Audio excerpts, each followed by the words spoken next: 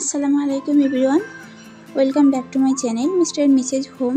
আশা করি সবাই ভালো আছেন। আজকে আমি আপনাদেরকে খুবই সহজে নতুন আলু দিয়ে মুরগির মাংসের পাতলা ঝোল করে দেখাবো। যেহেতু এখন নতুন আলু পাওয়া যাচ্ছে বাজারে, আর এইভাবে যদি রান্না করা যায় তাহলে খেতে কিন্তু ভীষণ মজার হবে। তাহলে চলুন আর বেশি কথা না বাড়িয়ে রান্নাটা করে দেখাই। প্রথমে একটি প্যানে আমি পরিমাণ মতো তেল দিয়ে দিচ্ছি। তেলটা গরম হয়ে গিয়েছে। এবার 2 টুকরো দারচিনি, 1টি এলাচ, 3টা গোলমরিচ, 2টা তেজপাতা হালকা একটু ভেজে নিচ্ছি। এরপরে 2 কাপ মতো পেঁয়াজ কুচি দিয়েছি। পেঁয়াজটা আমি এখানে একটু বেশি করে দিয়েছি, তাহলে স্বাদটা আরও বেশি ভালো হবে। পেঁয়াজটা এখানে খুব বেশি ভেজে নেওয়া যাবে না, হালকা ব্রাউন কালার করে ভেজে নিতে হবে।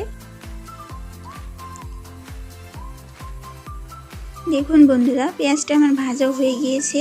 এ পর্যায়ে দিয়ে দিচ্ছি 1.5 টেবিল চামচ রসুন বাটা, 1/2 টেবিল চামচ আদা বাটা। এবার মশলাটা একটু হালকা ভেজে নিব যাতে কাঁচা গন্ধটা না থাকে।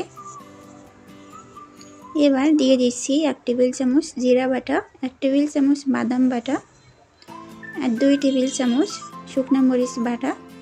আমি এখানে বাটা মশলাটাই দিয়েছি আর বাদাম বাটা দিয়েছি।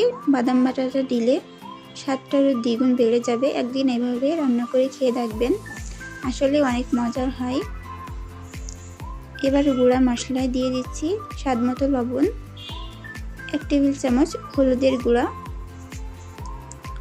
এবার মশলাটা খুব ভালোভাবে কষিয়ে নিতে হবে একটু সময় নিয়ে।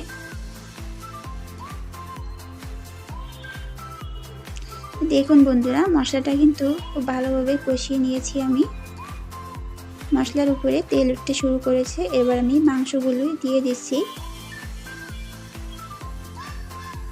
আমি এখানে 1 কেজি মতো দেশি মুরগির মাংস নিয়েছি। মাংসগুলি একটু মিডিয়াম সাইজ করে কেটে নিয়েছি, আপনাদের পছন্দ মতো কেটে নিতে পারেন। এবার মাংসটা আমি খুব ভালোভাবে মশলার সঙ্গে মিশিয়ে ঢাকনা দিয়ে ঢেকে দিচ্ছি 10 মিনিটের জন্য।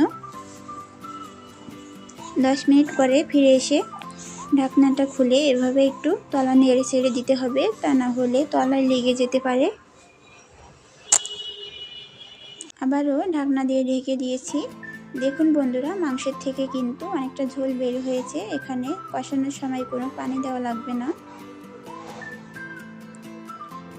দেশি মুরগির মাংস এভাবে একটু ভালোভাবে কষিয়ে রান্না করলে স্বাদটা খুবই ভালো হয়। আর এখানে আমি কিছুটা আলু দিয়ে দিচ্ছি, একটু বড় সাইজ করে কেটে নতুন আলু। আলুগুলি দিয়ে খুব ভালোভাবে কষিয়ে নিব। আলুগুলি দিয়ে খুব ভালোভাবে কষিয়ে নিতে হবে যাতে আলুটা ভালোভাবে সিদ্ধ হয়ে যায়। কষানোর সময় যাতে অর্ধেকটা সিদ্ধ হয়ে যায়। এবার আমি ঝোল দিয়ে দিচ্ছি।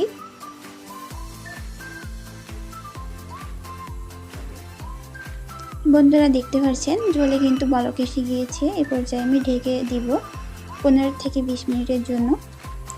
ঢাকনা খুলে ঝোলটা অনেকটা কমে আসছে, আর কিছুটা কাঁচামরিচ দিয়ে দিচ্ছি, তাহলে সুন্দর একটি ফ্লেভার আসবে।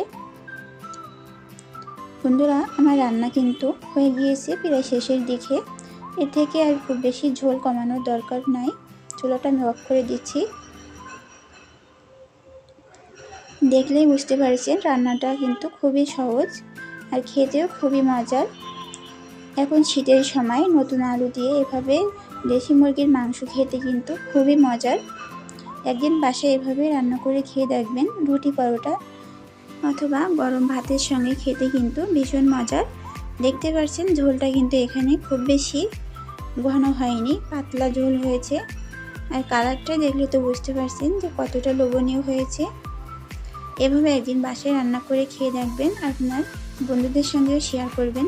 ভিডিওটি ভালো লাগলে অবশ্যই সাবস্ক্রাইব করার অনুরোধ রইল।